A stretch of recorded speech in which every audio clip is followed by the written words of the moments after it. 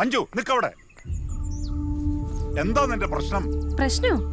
എന്ത് പ്രശ്നം? നിന്റെ വേഷം കെട്ടൊന്നും ഞങ്ങളുടെ അടുത്ത് വേണ്ട. ആ കോളനിയിലെ പൊറുതി തുടങ്ങിയ പിന്നെ നീ ആളാകെ മാറി. കുറെ അഴിഞ്ഞാട്ടക്കാരികളുടെ കൂട്ടുകിട്ടിയ പിന്നെ നിനക്ക് കുടുംബവും വേണ്ട, ഭർത്താവും വേണ്ട, അല്ലേ? അച്ഛൻ ഞാൻ വേണ്ട, ഗോവിന്ദൻകുട്ടിയെല്ലാം പറഞ്ഞു.